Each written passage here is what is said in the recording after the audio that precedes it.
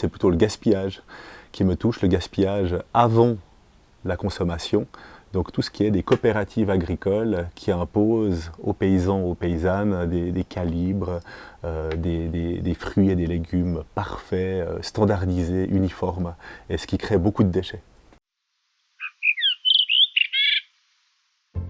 Je m'appelle Blaise Hoffman, j'ai grandi dans la région. J'ai fait plusieurs métiers, dans l'enseignement, dans le journalisme. Et puis ça fait 20 ans que j'écris, ça fait 10 ans que j'en ai fait mon métier.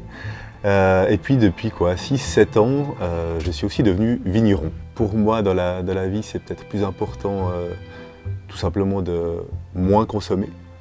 Mais dans le livre, là, dans Faire paysan, le livre s'ouvre sur une figure assez peu sexy, c'est un fumier. Et par la disparition de ce fumier, il y a tout un bouleversement, toute une révolution. Parce que le fumier, c'est assez intéressant, c'est les déchets, si on veut, des déchets animaux, mais c'est ce qui va donner, c'est le meilleur moyen de redonner de la vie au sol, de le refertiliser. Et donc c'est un magnifique symbole d'une économie circulaire. C'est moi qui, en achetant des pommes parfaites, de taille moyenne, sans tavelure, sans défaut, déclasse indirectement les 3/4 de la récolte de l'agriculteur.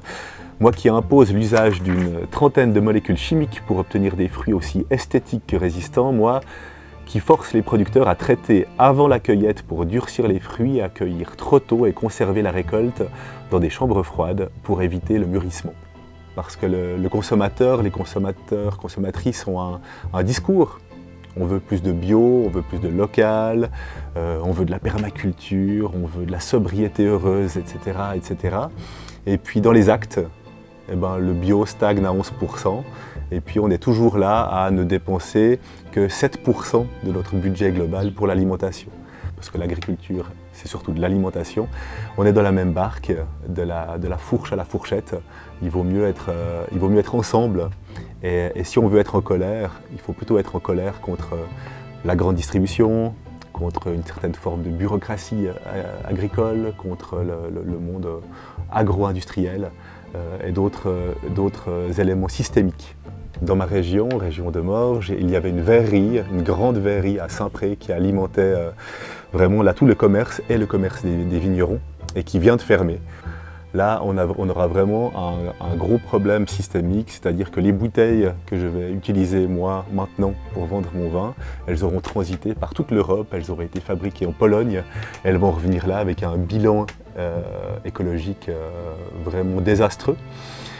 Et c'est dommage de tuer comme ça des entreprises qui fonctionnent pour tout reprendre à la base. Et puis dans la vie de tous les jours, en ayant mon petit hectare de vigne, c'est intéressant parce que, par exemple, j'ai fait le choix de ne pas utiliser d'herbicides, ce qui paraît quelque chose d'assez évident, mais je ressens maintenant toute la complexité de ce choix qui n'est plus abstrait, mais qui est concret. Et ça veut dire qu'il y a beaucoup de travail manuel, il y a beaucoup d'imprévus, il y a beaucoup de difficultés, surtout une année humide comme cette année 2024.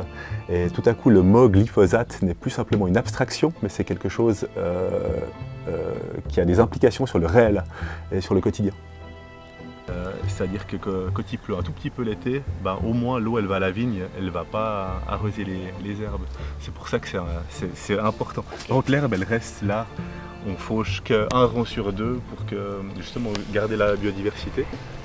Parce que tout est forcément retourné à la terre, il n'y a pas de perte.